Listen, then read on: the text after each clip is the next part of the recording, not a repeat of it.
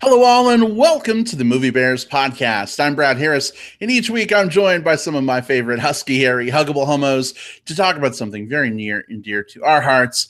So much so that we just spent a week totally enveloped in this world that, of course, being filmed. There's a cat behind me, just randomly. Hello, pal. We are going to be talking about South by Southwest on this week's show, but we're also finally getting a chance to catch up with Captain Marvel. It was torture to go a week and a half without seeing this movie when everyone else got to. But you know what? We still saw it. We still want to talk about it. So we're here. Hope you are too. Before we dive in, let me just say howdy to my wonderful co-host. Jim Pugliafco is here in the studio with us. Hey, Jim, how are you? Howdy. I'm doing good too. You can tell we spent some time in Texas, I guess. Yeah. Hello and welcome to the podcast, everyone. Yeah, I've been trying to stamp the word y'all out of my vocabulary for like 2 days now at this point. Will Lindis is here too. Welcome, Will, from your new home. Congratulations. How's things going? First of all, yay, Brad and Jim. I'm glad to see you guys again, even though we just spent like an amazing weekend change, just like watching so many movies together. It's always a blast to hang out with you guys, even in this virtual space. But yeah, I am moved into my new house. I spent literally the entire weekend from sun up to sundown, both days, moving boxes and cleaning old house and just all of that crap. I am living out of boxes in the new house, but I absolutely love it. So, yeah, you'll see a new background behind me, normal viewers. I've now got this wonderful purple wall backdropping me. Lilac. It's lilac. It's a former nursery. You guys can't see it, but there are just butterflies literally all over the wall to my right. Just and right now, I think I'm going to leave them there. Good, right? Good. I'm so glad, because when we came by to visit the other day, when I saw those, the first thing I thought, I know I put this on Facebook, was the Here Comes a Thought thing from Steven Universe with the butterflies coming out of their heads. And so I like that you're at least considering maybe keeping them. Well, especially since this is, as you guys know, I work from home. So like when I'm not podcasting, I'm sitting right here during the day, all day hammering away. And that song is all about like introspection and like healing, right? Yep. And so having a zen space when I'm probably about to fume because of like whatever random work thing is happening is probably a good thing. So yeah, at least for the time being, like I'm kind of digging them. Like I'm totally just in tune with the lilac and the white and the pink butterflies. Like, okay, love it. I'm here for it. Will, every time you're stressed, just look at them and sing to yourself, it's okay, it's okay, it's okay, it's okay, it's okay. It's not like I've ever had bad days and just like put that on loop and listen to it. No, I totally do that all the time. And that purple is definitely in the color palette of the Steven universe. Right? I mean, the pinks, the purples, it's all right in there. Oh, goodness. It's funny. I just got a call from my sister, and of course the incoming call cut out my audio after just having all kinds of audio issues trying to get the show going. I was like, no. But then, I sang to myself, it's okay, it's okay, it's okay, it's okay, it's okay. And I was okay. You just looked at the colorful, healing, purple butterfly room. I did. Well, we've got a lot to talk about. We're going to jump in here just momentarily, but I do want to give a quick shout out to our listeners who are with us in the live chat right now. Bobby Miller is here. Austin Glenn says, hey, sexy guys. Hey, right back, sexy. And Jordan Riley says, hey, Bears. Welcome, Jordan. Glad to have you with us. As we are talking Captain Marvel, because I imagine a lot of you have already seen it, we'd love to hear your thoughts about the film and maybe share some of those on air if your thoughts, of course, are YouTube appropriate. So feel free to jump into that live chat and let us know what you thought. As we're talking about South by Southwest, if you were there, well, fuck, sorry, we missed you. And if you weren't there, but you have questions about South by, now's a great time. AUA, ask us anything. Maybe we can help sway you to go next year. Jim, Will, are you boys ready to dive into Captain Marvel? Absolutely. We got quite a bit to talk about in this movie, I think. Yeah, let's blast off. Brand new Marvel movie to dive into. Indeed. Yeah, that doesn't happen very often. No. I mean, it's going to be. We don't get to talk about another one of these for another month and a half. So I know. Yeah. God, do you remember when it used to be like one Marvel movie a year, and now it's like 8? It's so crazy. Anyway. Yeah. Anyway, all right. Well, let me just say this up front. I imagine most people who are tuning into the show this week have probably already seen Captain Marvel at this point, but just in case you haven't, we're going to do a brief spoiler-free section before we jump into spoilers. We'll give you a fair warning when we do. So if you haven't seen it yet, you want to hang around, get our initial impressions on whether it's worth checking out, feel free to hang out with us. Here we go, though. Our discussion of Captain Marvel.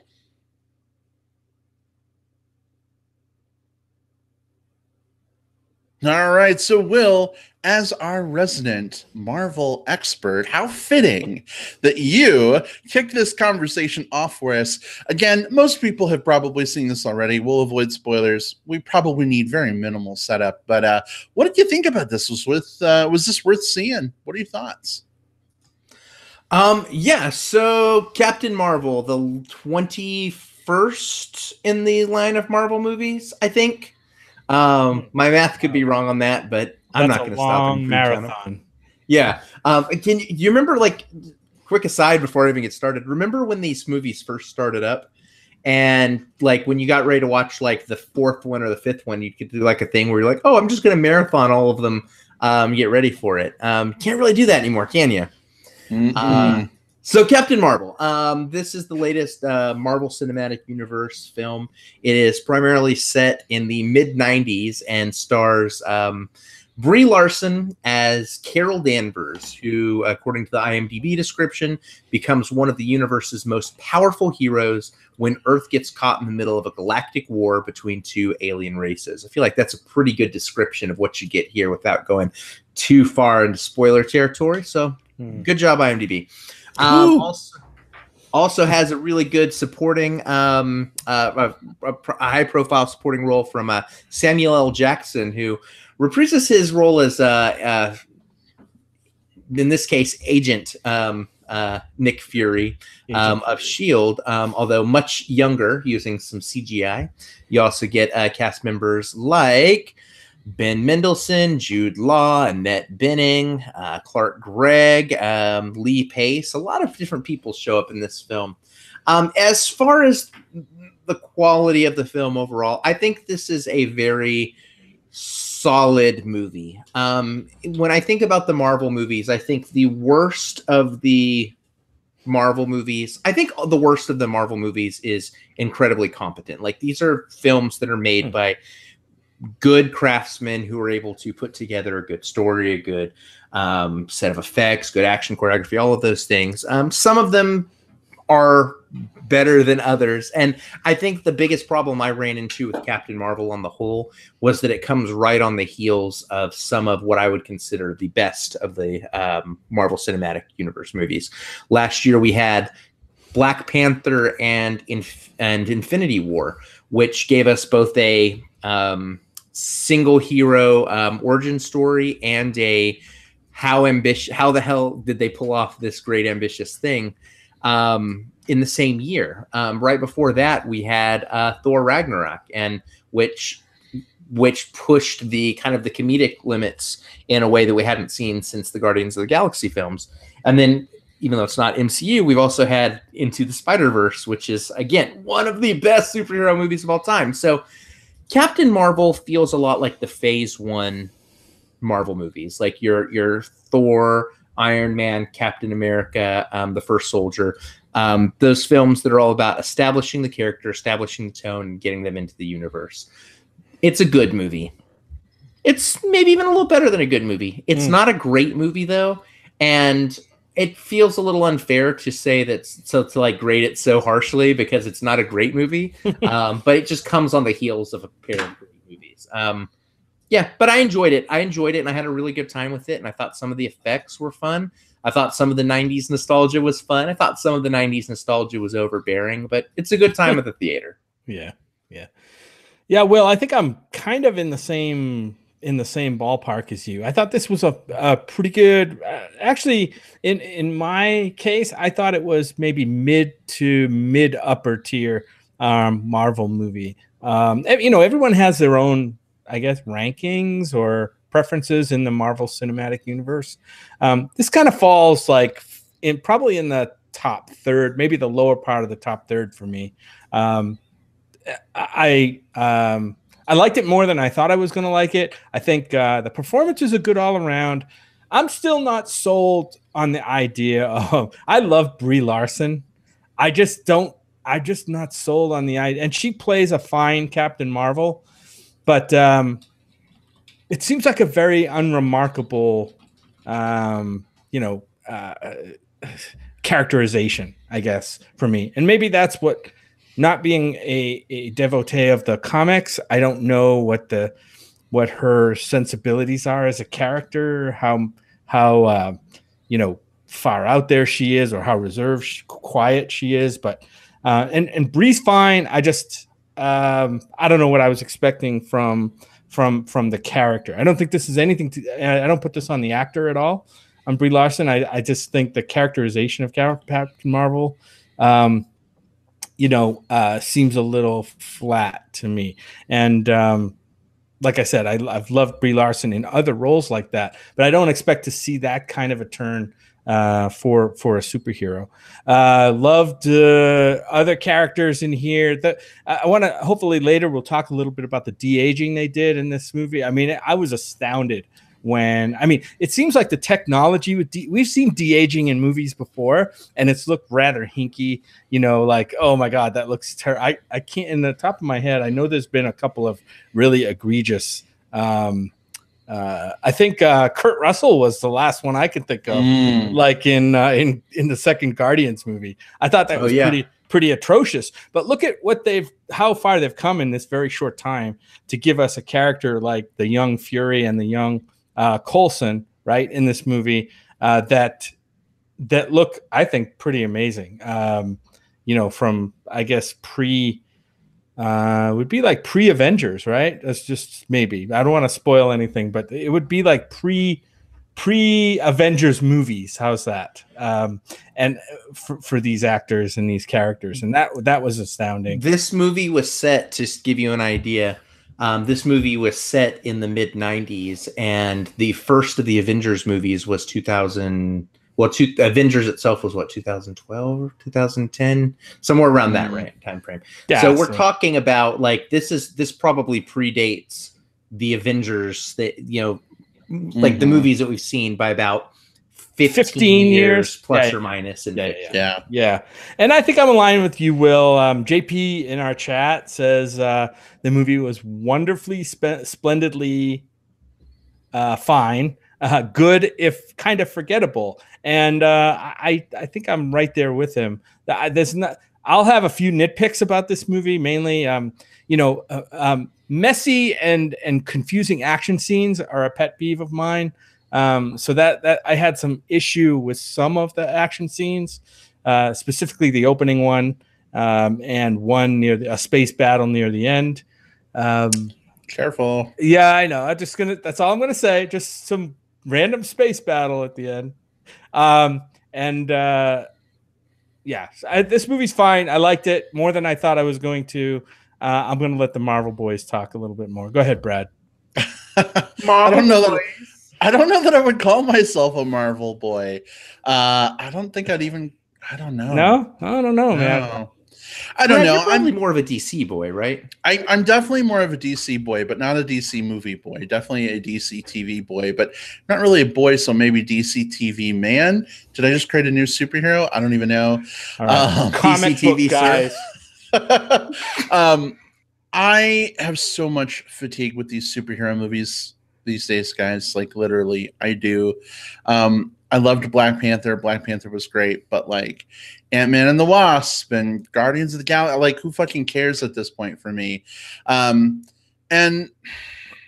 I don't know. It's hard going into a movie like Captain Marvel. DC Daddy, JP Wendell says. Yeah, I'll take JP it. DC Daddy. That's it. Let's hashtag that DC Daddy. Put that as your Twitter handle. Let me go grab my Sir Cap. I'll be right back.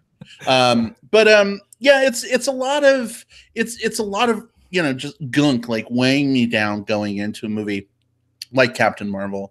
And I love Brie Larson. And I think that was something that was kind of buoying me a little bit. I'm like, oh my gosh, we saw her when she was like, an almost total, utterly unknown actress here in Tucson. She was at a Sundance Film Festival film for a minor part she played. And what was that movie called?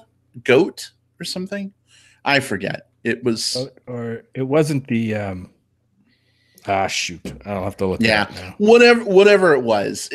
She was there for it. Nobody really knew who she was at that point. And so, since then she's been steadily building her career, and she's known for kind of playing these like dry, ironic, like snarky parts. And so, on the surface, I'm like, I don't know a lot about the Captain Marvel character, but I mean, typically these films have a lot of dry, snarky, ironic humor. So sure, why not? And I think she did fine with it.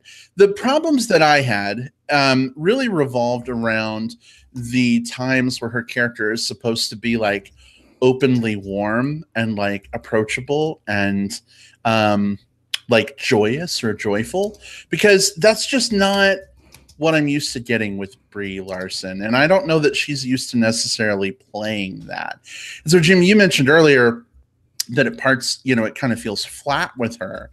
And that's where the dimension kind of went away a little bit for me. It didn't quite feel, earned is such an overly used word at this point. But I definitely felt that way a little bit. We'll talk more in spoilers about some big things that happened with the character that did excite me. But I would say overall, I really liked this movie. It's probably on the leading edge of the Marvel films that I've enjoyed. But I don't know that it really blew me away as much as something like, say, Wonder Woman did. It didn't quite have that emotional gravitas that I was maybe hoping and looking for. And part of the issue, too, is like, this is a big, female-led superhero movie for Marvel. There's a lot of expectations riding on, Brie Larson's very powerful Captain Marvel shoulders. I don't know that it hit all the marks, but I sure had fun seeing it. So much so that I even bought a blanket with Brie Larson Captain Marvel on it that looks nothing like Brie Larson. It looks like one of those like ice creams you get from the ice cream truck that's supposed to be like Superman, but it really looks like a stroke victim. So, take that for what you will. It's like the melty Spider-Man popsicle in Exactly. Exactly. And Jordan says, who is the cat that keeps continuously walking by my camera as much as I keep trying to contain her? I don't know why she won't settle down, but that's Poe.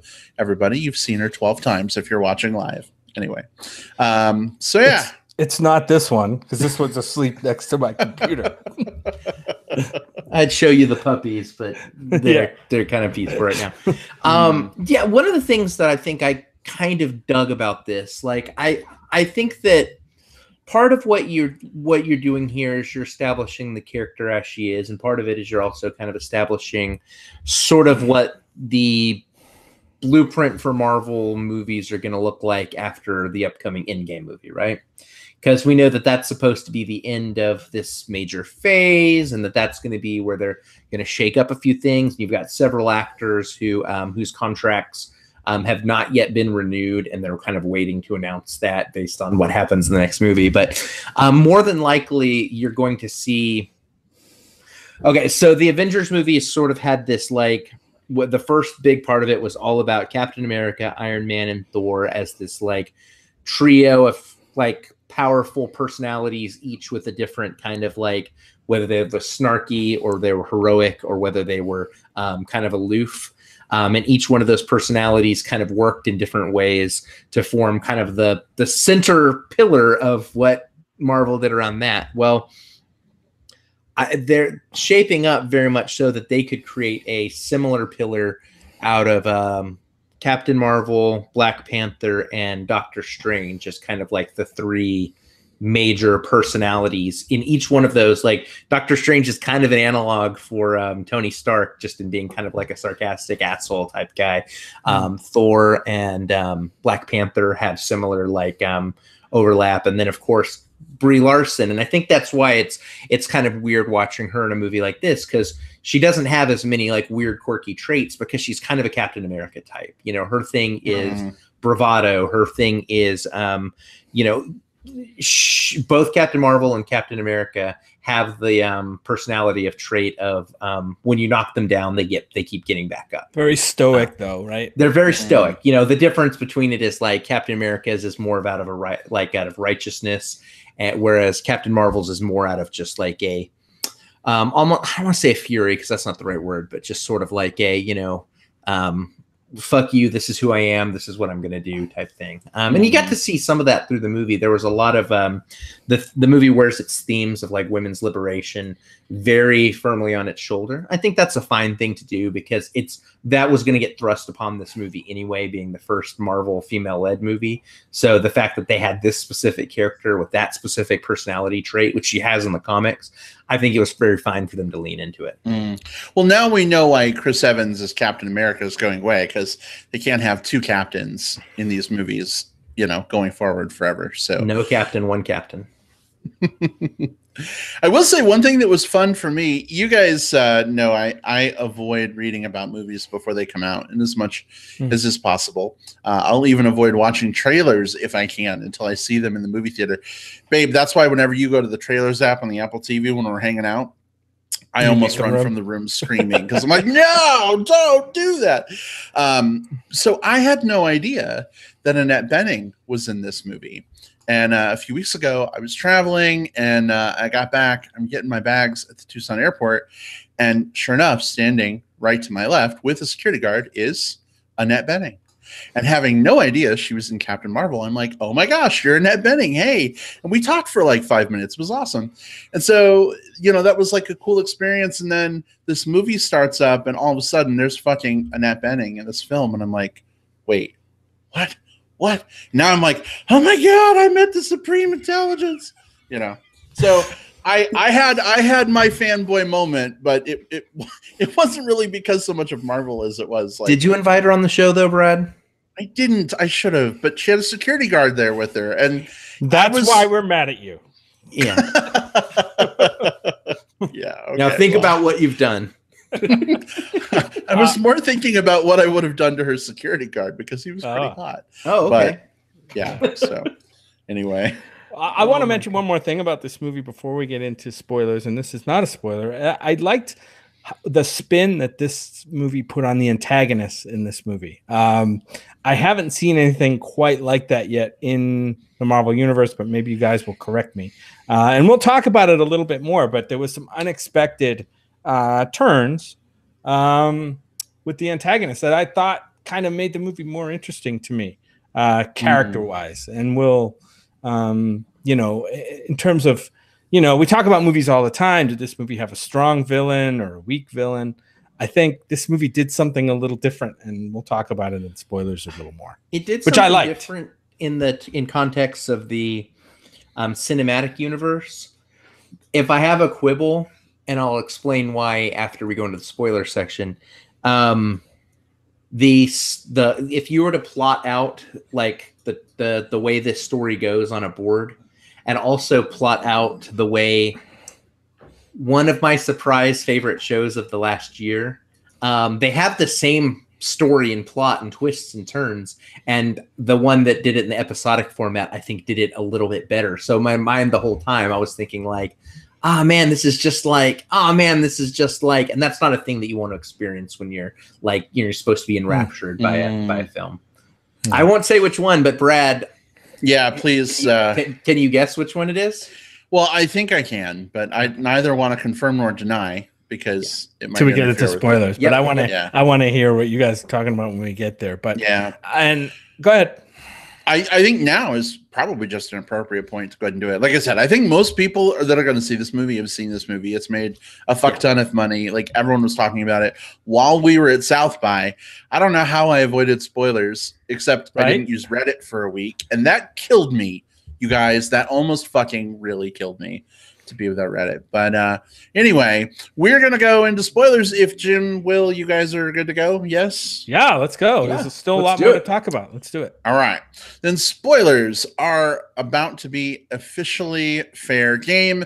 If you're still listening to the show at this point, we assume that's because you want to be spoiled or you're fumbling for your TV remote or whatever to hit pause. But we are going to go ahead and start spoiling. So if you haven't seen the movie yet and you value your innocence, step away, hit pause, mute, whatever. Bobby Miller, we love you so much, my friend. We will see you next time. And here we go. Captain Marvel spoilers. Jim, you mentioned some clever things that were done with the antagonist. Why don't we go ahead and unpack that? Yeah, and I'm not going to say this is necessarily groundbreaking because I'm sure it's been done before. But in terms of the Marvel universe, I like the way they set up this. There's this kind of civil war going on, or between these two races, right? At least that's what I understood it to be. The Skrull and the Kree. Is that right? Am I getting these right? Yeah, Marvel fan points for me. And then and at the beginning of the movie, you expect because Carol Danvers has grown up with the Kree that these are going to be like the good guys, right? And they're battling against the Skrull. And then eventually we learn that no, it's kind of like swapped the other way around, and they kind of flipped the script a little bit with the guy who we expected to be a serious villain being an ally, right? So, and I like that. And that was Ben Mendelsohn, right? The character Ben Mendelsohn, who I really liked in this movie, actually. I thought his characterization of that, that's the Skrull guy with his family and stuff. I thought that was really good.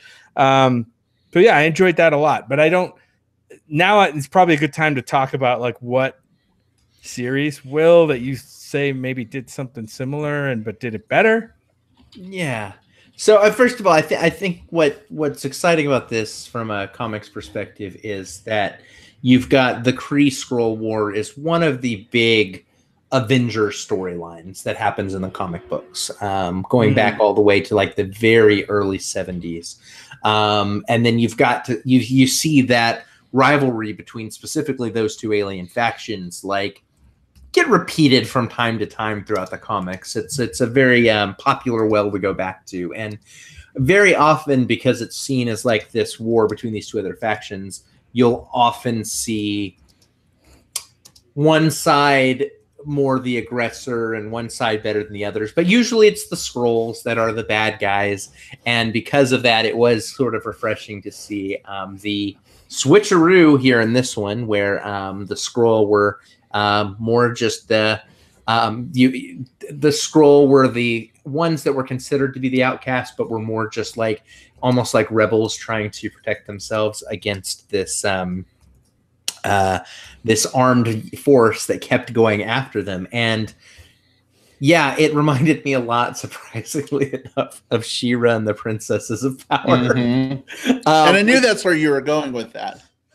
And it had a similar story in that, like that cartoon series features the main character is one of what eventually end up being the bad guys, and through force she ends up joining the other side and has to deal with all of her rivals who used to be her teammates. And it has a lot of similar story beats. I liked it here, though. I ultimately liked it here. I liked that we got to see both sides sympathetically at one point or another, whether it was earned or not. I like that we got to see sort of the technology and the culture and all of those things. Again, it was marred a little bit by the fact that I've just seen this done. But again, not so much that it made me like dislike the film. Yeah, it's interesting to see how this sort of goes back and resets some things up in a way. Definitely, we got some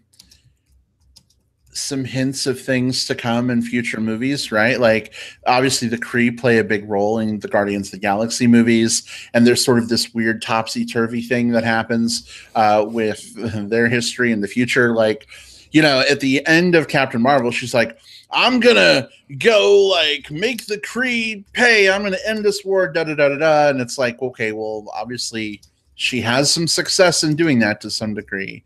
And so I don't know if that like steals some hype for the next Captain Marvel movie for me, you know, kind of knowing where they end up 20 years later. But I don't know. I guess I'm interested to see what happens. But what was really cool for me was learning where she gets her powers from in this film. And now I'm wondering where that's going to factor in with Avengers Endgame, which, by the way, I was completely 100% not looking forward to at all. Sorry, Jordan. I said it.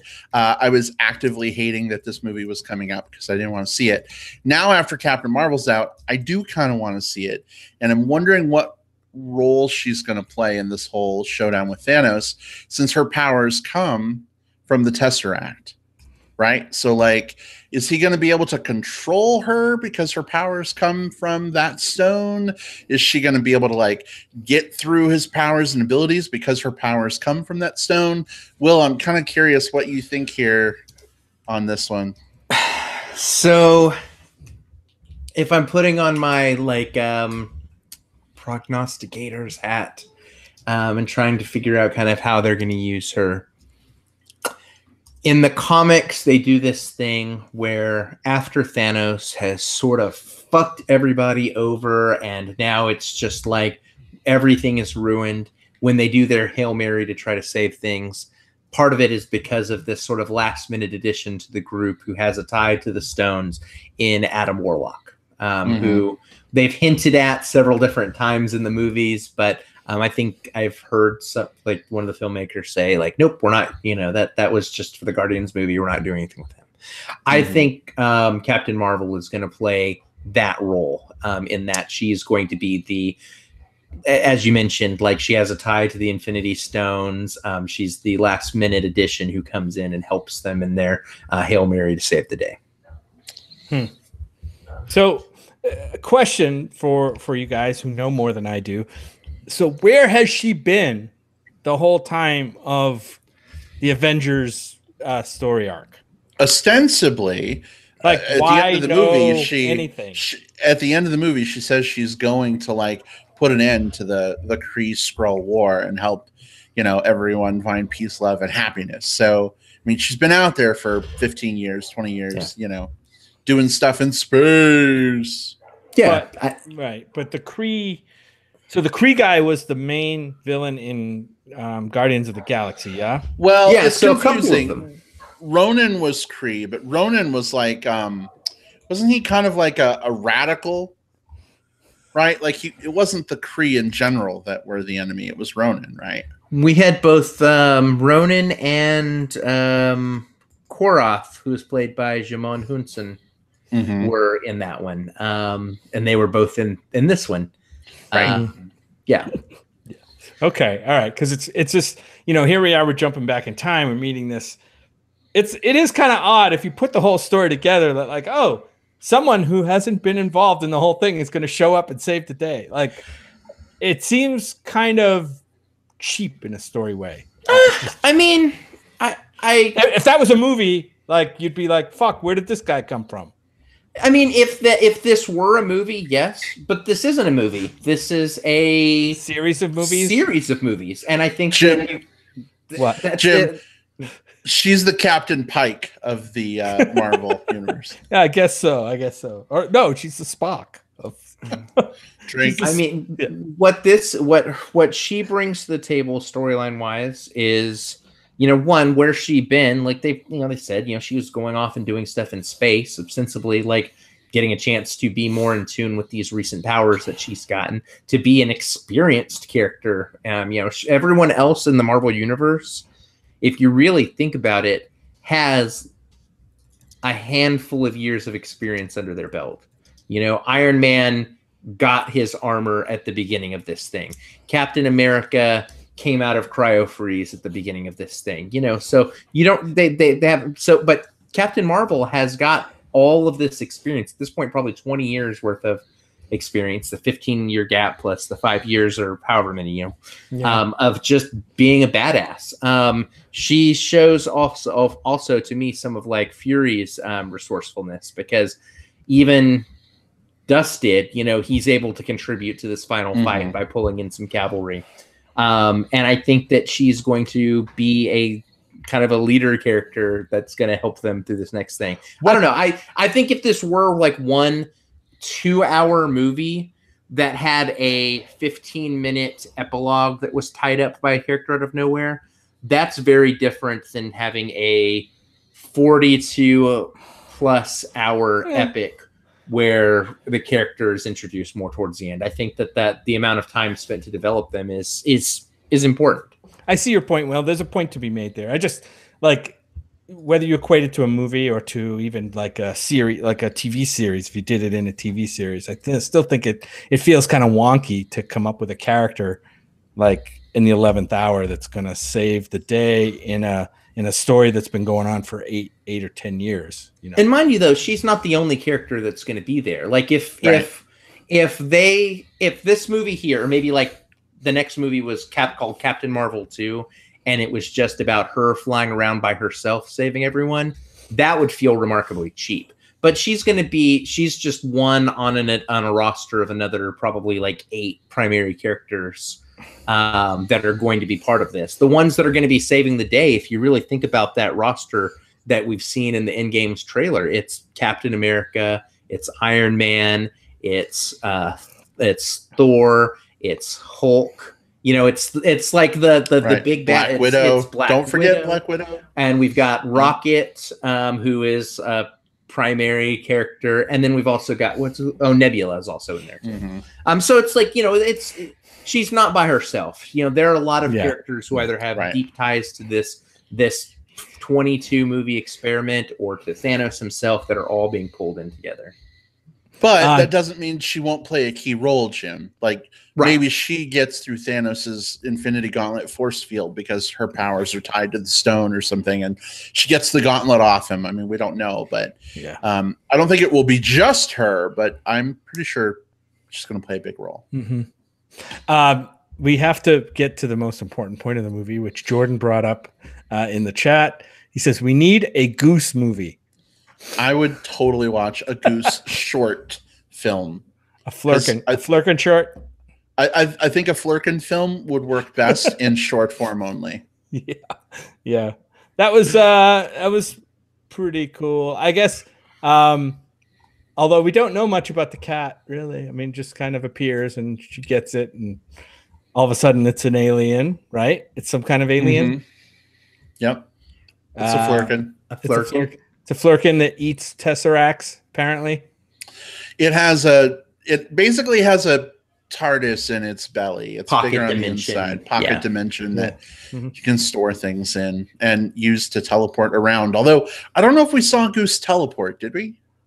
No. Well, he just kind of showed up on the ship, so could have been. Yeah, exactly. Like he just shows up places. We don't actually see him transport and move around. But yeah, I thought the cat came close to stealing the show from Captain Marvel in spots. So I just loved seeing Fury like holding Goose by the nape of his neck, like pointing him at people like a weapon. That was pretty funny. Yeah. Although I want to push back on the idea of doing a short film featuring even a short with Goose.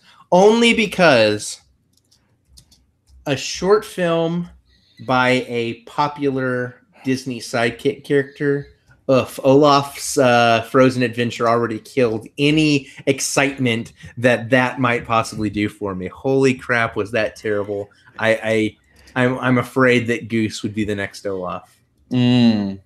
Oh my gosh, Eric's in the chat. Hey, Eric, welcome. Glad to see you here. Yeah, well, man, you raise a good point. But like Disney is a little different though, right? The Disney movies than like the Marvel films. So I have to think that like a Feige, sort of helmed and manned thing would probably be a lot better. But I don't know. Just super, as long as it's super short. Remember the big problem with Olaf's was it was like this, 30 minutes long. It was ridiculous. Yeah. Give me a 5-minute Goose movie. Right. Yeah. Okay, so we have a question in the chat about, this is from Steve. He says, is the eye thing kind of cheap to anyone else? And this seems like a good last question. Do we feel like that was cheap, or do we feel like that worked well to set up Nick Fury's eye thing? I'm not even sure they had to do it in the movie, which was kind of weird. Like, they didn't have to explain his eye patch in this movie for any reason, did they? I mean, there was nothing forcing them to put that in. So apparently they just put it in as maybe a lark or a joke, or I don't know. Somebody thought it was a great idea. It wasn't. I didn't think it was awful. It just felt a little, I don't know, just kind of backhanded humor, I guess. Yeah, I get the joke they were going for. I don't think that they told it perfectly, because they set this scene up where earlier in the movie he had a close call with almost losing his eye, and you kind of think like, oh, is this when it? Oh no. And I wanted them to do that more. If they were going to do this joke, I wanted to see that played into even more for comedy. At least one more time. Yeah. I wanted to see multiple instances of like, maybe he's like crashing towards something and there's like a spike up and he stops right short of it or something. Give me a few of those, and then it's like, oh, it's just a cat scratch. Becomes a lot funnier. But instead, just there wasn't enough setup for this payoff. Yeah. Anyway, it's a minor point, but and it didn't bother me at all in the movie. But I was actually sitting there waiting. Okay, so the cat scratched his eye. I know he has an eye patch later, so maybe it like gets infected or something. Like, I don't know. There's kind of a jump between a scratch across your face and losing an eye. You know what I mean? There's a lot in between there. So yeah. Hey, Jordan has a thing in the chat that might be worth talking about too. He says, also, didn't the Tesseract sync with Captain America? Jordan, great point. I'm pretty sure it did. But here's the thing. When Dr. Wendy Lawson shows up, or I'm sorry, Marvel, she obviously has a ship full of advanced technology. I'm sure she was able to scan the ocean floor and probably like go down there in a submersible pod and find it and bring it back up to her ship or something. So maybe that's one theory. I think, and I forget where this happened, but didn't Howard Stark get a hold of it after the whole like it going into the ocean? Did he? Well, I thought in the Captain America, the first Avenger movie, the Stark guy had it then, and they were messing around with it. Like, wasn't it the MacGuffin of that movie? We need a Tesseract. Yeah, I'm reading on the wiki. After the war, he located the Tesseract, which had been lost in the Atlantic Ocean.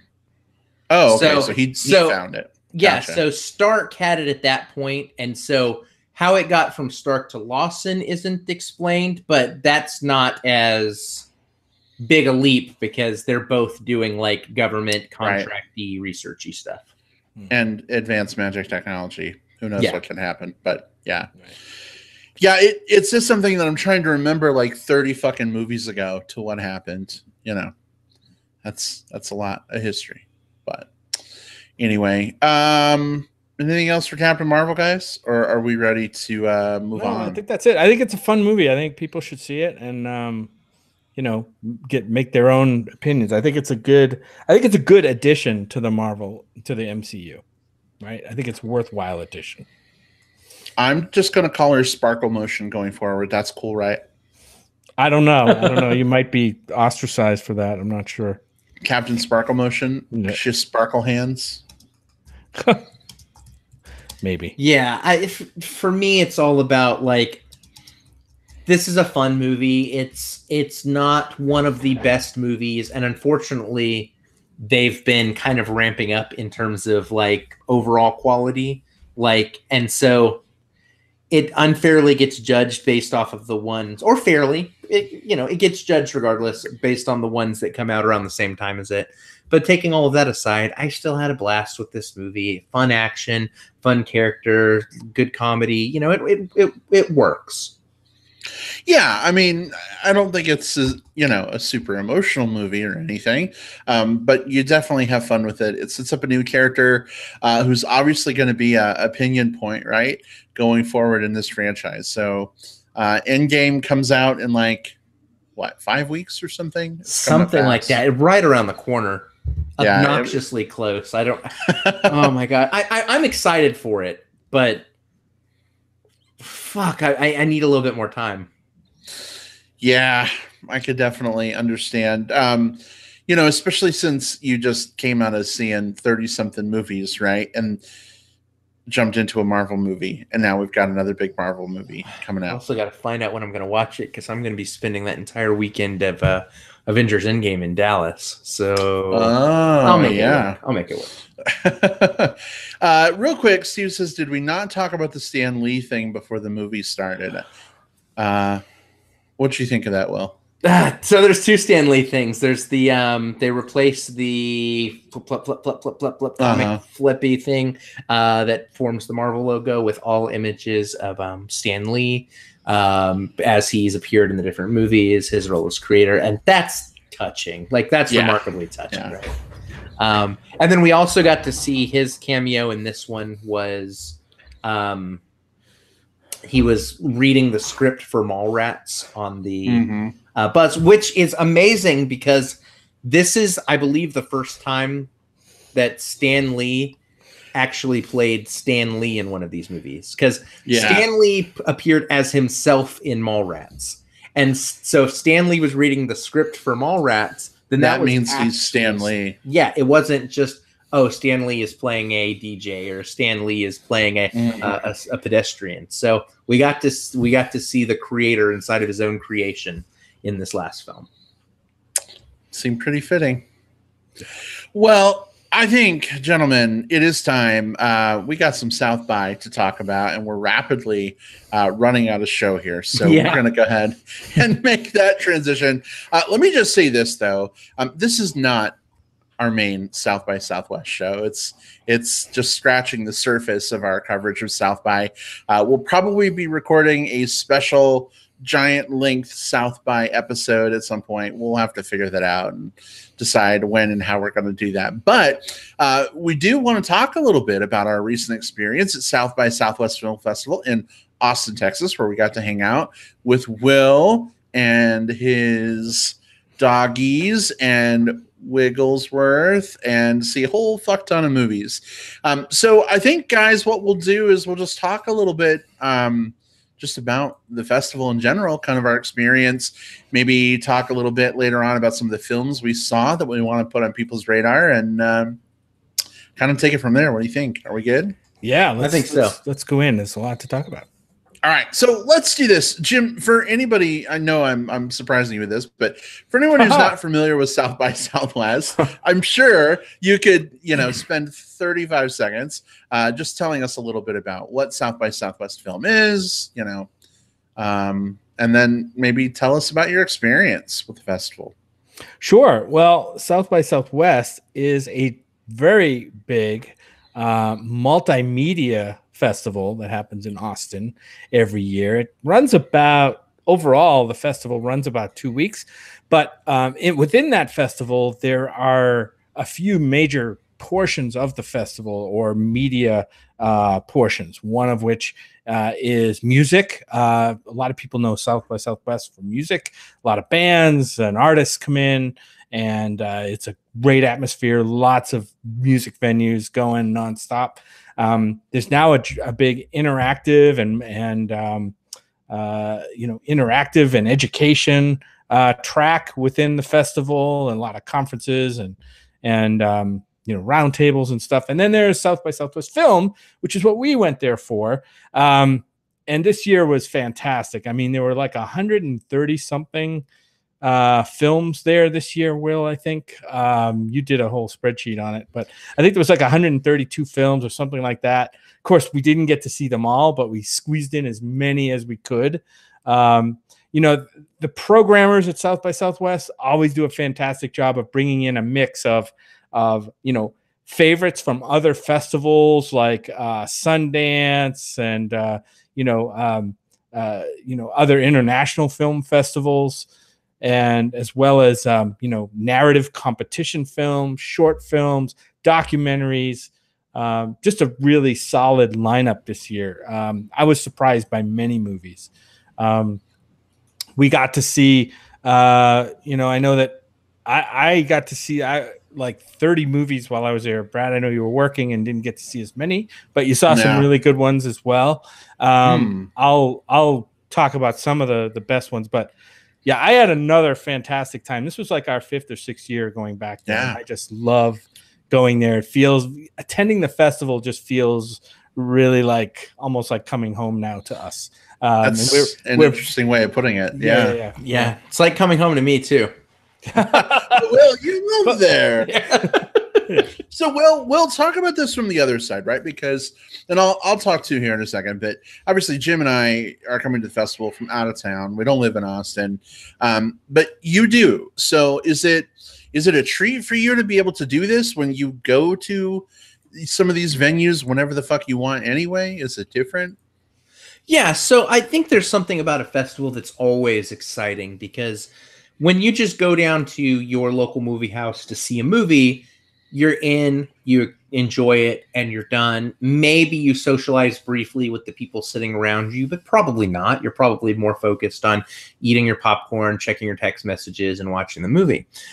So it's not as enveloping an experience as a festival is. So with South by Southwest, all of these venues that I'm at year in, year round get turned into this very, very different animal. You get to see the same people in lines, and the same people that you saw last year and the year before.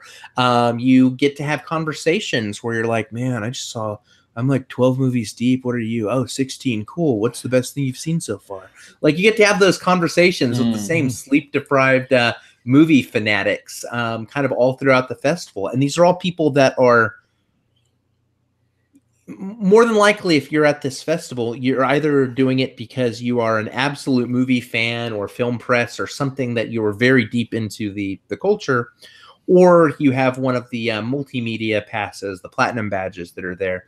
And you're there because of your love of music or interactive, and you still found a movie exciting enough to pull yourself away from the main track. So either way, you're around people that absolutely wanted to be there, and the conversations you have are just impossible to replicate anywhere else. Yeah, it's pretty interesting you mentioned those conversations, right? Because at this point, we've met people that we see every year now at this festival, and you don't always know them like super well, but like you're walking down the street and you're like, oh my god, it's you, how are you?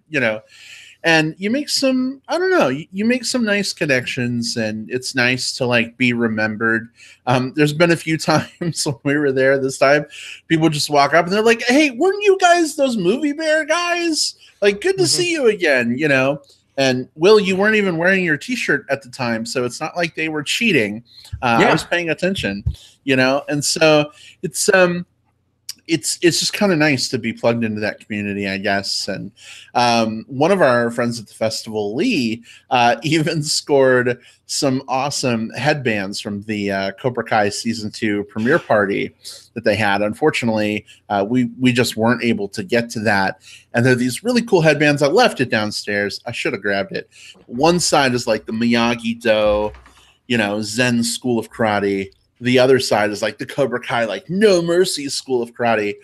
And ever since I was a kid, I like wanted a Miyagi-Do headband. Like, it is the headband from Karate Kid. And when we heard that they were having this premiere party and they were going to be handing out swag, I was like, you know what? I bet you they're going to be giving out those headbands. And I'm like, and I'm not going to be there to get one. I'm like, that fucking sucks. And then sure enough, Jim messages me later and he's like, hey, I ran into Lee and he scored a couple headbands for us. So we randomly met Lee in line a few years ago. Lee, you're my hero if you're listening. And Jim is now sporting said headband. That's representing right. Cobra Kai. Yeah, and like and it's awesome. I mean, there's a lot of promotion going on, for movies and for new TV series or renewed TV series.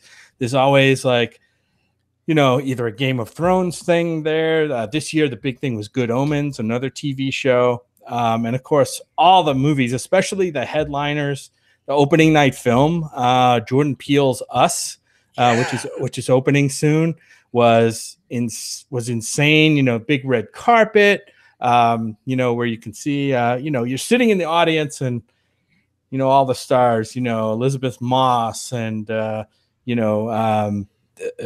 just, come in and kind of sit in the area you're in. And that heightens the experience. Plus you're watching a movie in some of these movie houses with over 1,000 people who are really into the film. And that makes it much, much more exciting, And I think that's one of the big standout moments for me. We can talk about some of the films we've seen, very briefly. I know we're going to do our big, more in-depth coverage episode later, but seeing Jordan Peele's Us was such a cool experience because, the Paramount Theater holds like 1,300 people, I think. 1,200 and something, 1,200 or something. And so we saw this movie. I'm sure you guys remember Get Out from a couple of years ago from Jordan Peele. Was just one of the best horror movies I think that's come out in the last 20 years. And so, a lot of excitement going to see this film at South by. And it's one thing, I think, to see a movie like this in just your normal movie theater with like your normal, like, oh no, she didn't go into the basement. Oh no. Like that normal crowd is one thing.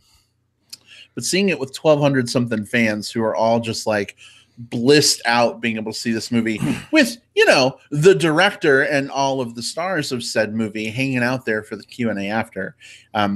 It's a pretty special experience that I don't think I'm going to forget. So I'm so jazzed that we got to be on hand for that world premiere.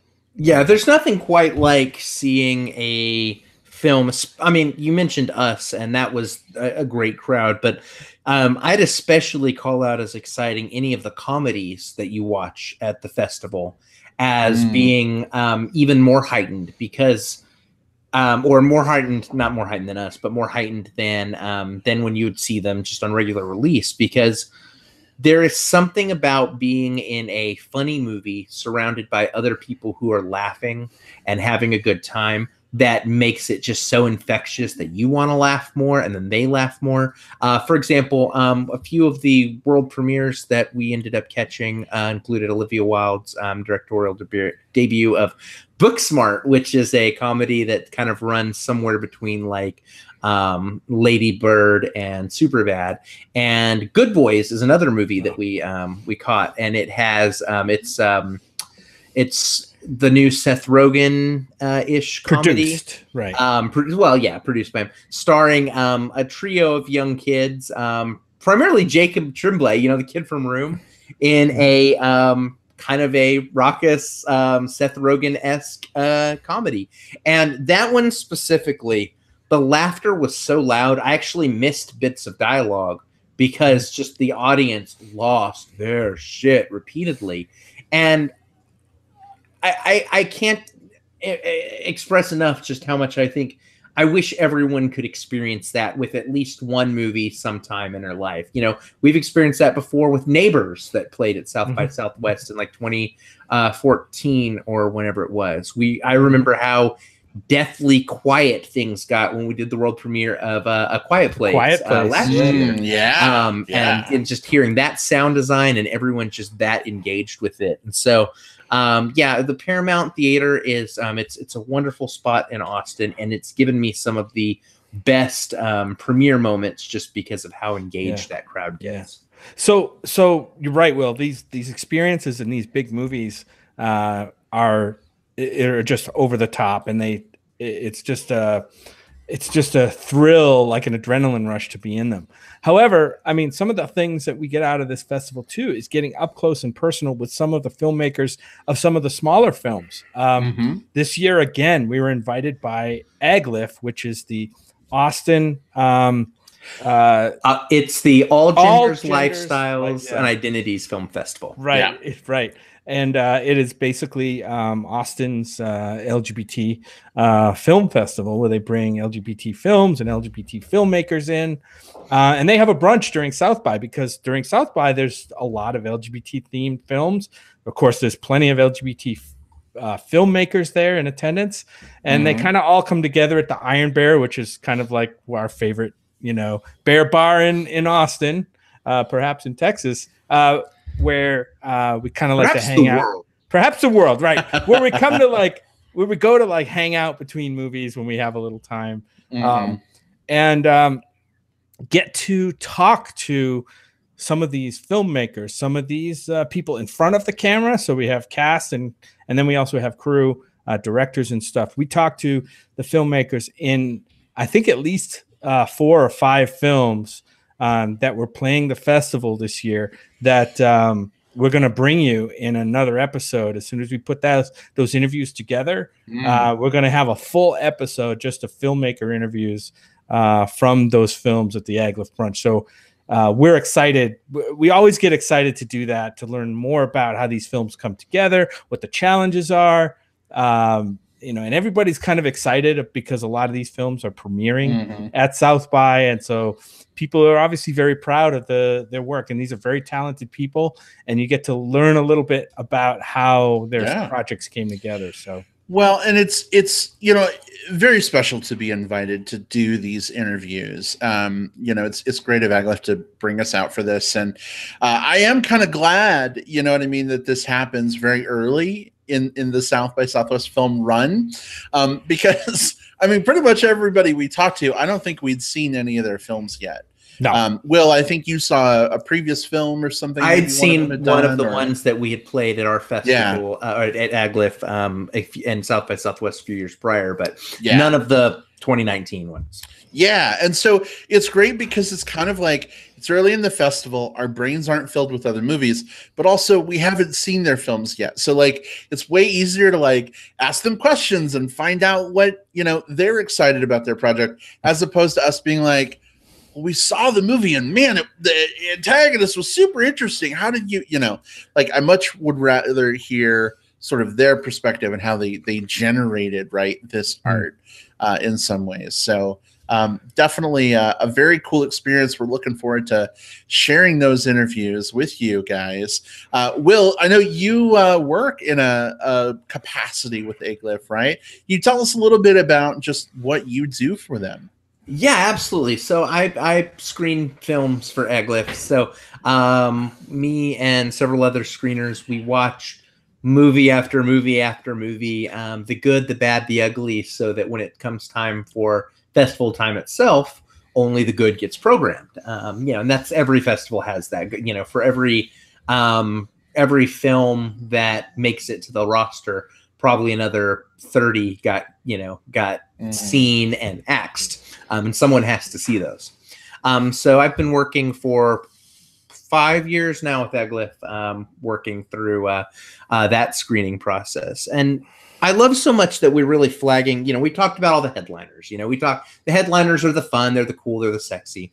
And I love that this festival also allows us to dive into some of these independent films, whether they be through the LGBTQ slant that we're obviously very interested in because of the nature of this podcast and the interviews that we do with AgLift. And also some of these films that play at the festival are ones that you might not get a chance to see somewhere else, at least not for some time. So you get to find some gorgeous little gems, whether they be a quirky offbeat project by a familiar artist. For example, there's a Will Forte movie that was a little bit of fun at this one called Extraordinary. And there was a Bill Skarsgård, Micah Monroe thriller called Villains that I definitely want to talk about when we do our deep dive review. There were some interesting documentaries like Knock Down the House, which was the one that Netflix very famously purchased for $10 million, the documentary about Alexandria Ocasio-Cortez and the other members of the Democratic Party, young females who were running in the last election.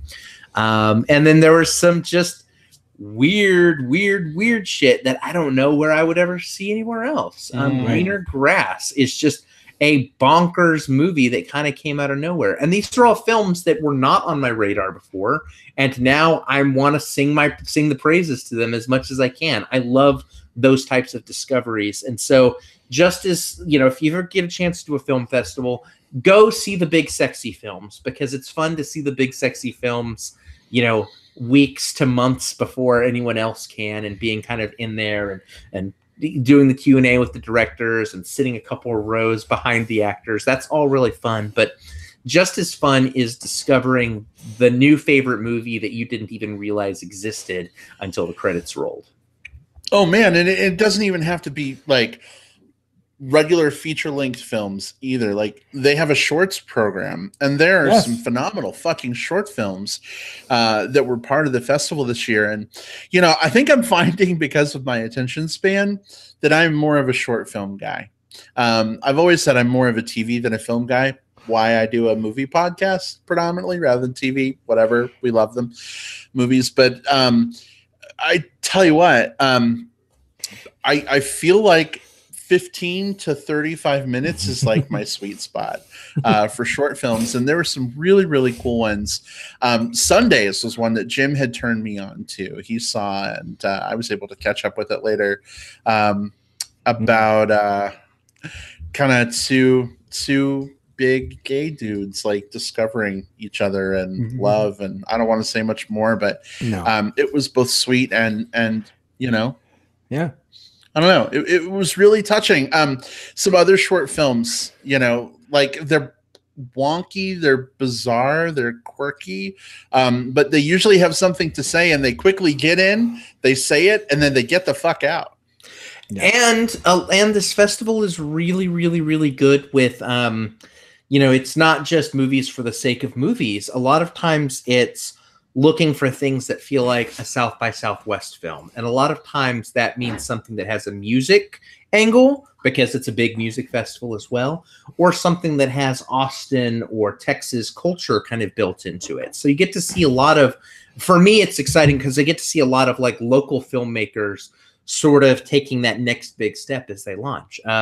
You know, to name drop slightly, a friend of mine, Will Goss, he had a film that was directed in the shorts program, and he was just absolutely over the moon for it, being able to play that in front of his you know, packed movie houses. I'm ecstatic for him for that experience and what it means for him, you know, kind of what's next for him. And knowing that just bubbling up joy is replicated across 130 feature film directors and all of the actors, cast and crew with them. And I didn't get a chance to see what the short film numbers, how many there were, but there were tons. All of those filmmakers, cast and crew. This is a wonderful opportunity for so many people. A lot of them still kind of pushing their way into the industry. You know, one thing to mention too about some of these films, I think JP had mentioned earlier in the chat, like someday he would like get out there and he would have the capital to do that. Sometimes attending these festivals isn't cheap, especially if you like buy a ticket really close to the festival. The price goes up a lot, but like typically when they first become available, you can get in at a much lower price. The other nice thing about that is maybe you can only come out for the first weekend of the festival, right? Like financially, maybe having a hotel for 9 days isn't something that works. One of the really cool things that South by does is even if you have to go home, you can't stay the whole week, they have an online screening library. So like for me this last week, I also had to work. I didn't have a week to take off, and thankfully I was able to work and do the festival. But like on my lunches and stuff, like I could watch short films on the online screening library. So even if you can only come out for like a long weekend of the festival, even if you go home, you can still watch a bunch of the movies through that online screening library as well. So, you know, don't let, you know, the huge length of the festival make you think you have to be there the whole time to enjoy its fruits, because you don't. Yeah, just a great environment of, you know, films, music, friends that we see in line.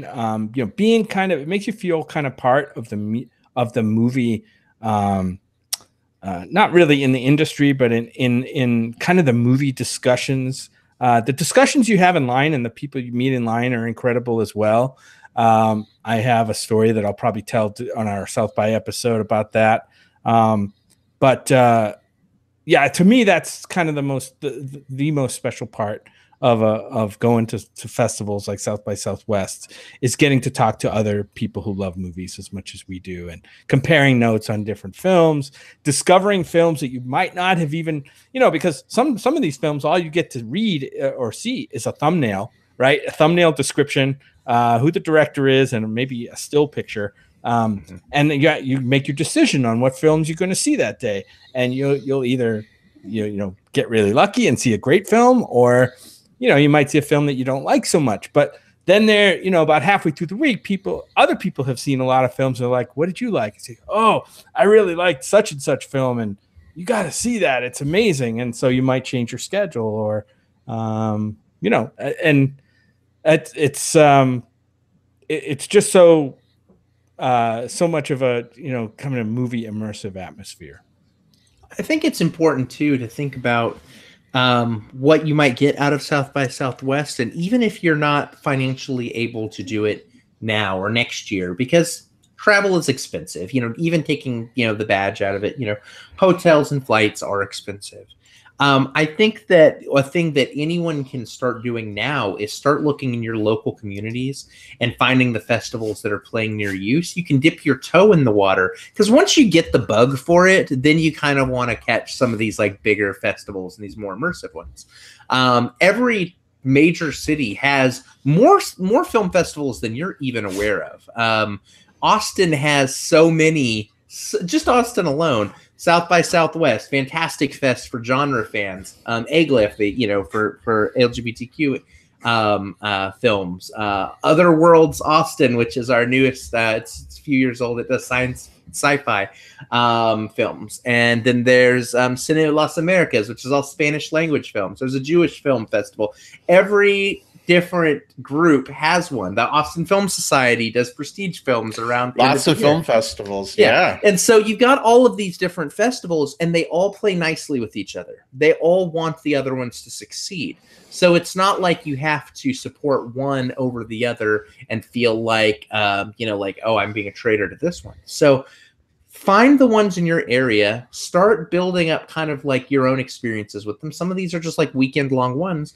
And then when you're ready, like to kind of take that next step, look at South by Southwest. It's a great one. And Austin, compared to a lot of bigger cities, is much more affordable as a travel destination. Mm-hmm. And not to, give away any secrets or anything, but like, hey, if you have like a film blog, or you're on a podcast, or you like to review films or something, it never hurts to like apply to these festivals, even as press, and you might even be able to get into the festival at a reduced price or free sometimes. So, we know lots of people who like write their own film blogs. They just blog. I met this blogger who says like 12 people read his blog, but he got into the festival for free this year because the festivals want that press. They want people to come and be involved. So that might be another option to think about to reduce your costs and get involved as well. So I think it's safe to say we had a hell of a good time at South by Southwest this year. We got to see so many good films. We'll definitely have another episode where we get to kind of take our time. We won't have a giant Marvel movie to talk about for 45 minutes beforehand. We can let that breathe and marinate. And then, of course, we'll have our AGLIF brunch interviews coming up in another episode as well. So, and coverage of us. Yeah. Mm-hmm. So those will probably be coming out within the next couple of weeks.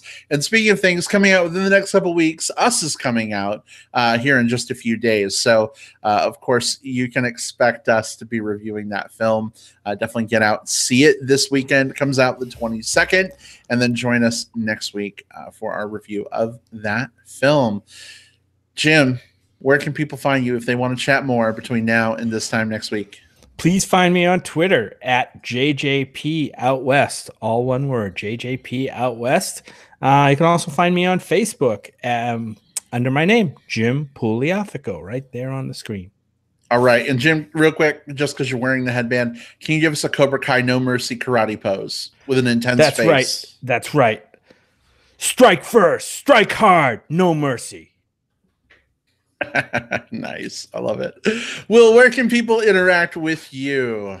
Let's see. Look for me on Twitter at Whatever Cove. Look for me on Facebook. My name is William Lindis. Just send me a message first so I know who you are. Look for me on Letterboxd, where I review every movie I've seen for the last 7 years at this point. Holy shit. And, of course, catch me here every week on the Movieverse podcast. All right. And you can find me on Twitter at iBradPro or shoot me a message on Facebook. Just look for Brad Harris. I probably have a lot of, Bear Chub Chaser friends in common with you. But yeah, definitely send a message first so I know you're not a robot trying to get me to give you money or something. Those bots are getting smarter. It's harder and harder to weed them out. So don't be that bot. A big thank you to everyone who joined us this week in the live chat. Jordan, JP, Bobby Miller. I know we had a few other people that snuck in, Eric and Steve. Couldn't keep up with the chat sometimes, but great seeing you guys here with us. Always a pleasure. For our listeners listening through the magic of digital tape delay, we love you too. Feel free to find us on Facebook, and don't forget to review the show either on iTunes, Spotify, however you engage. We'd love to hear your thoughts. Have a good one, everyone. We'll see you next time. Goodbye. Bye. Bye-bye.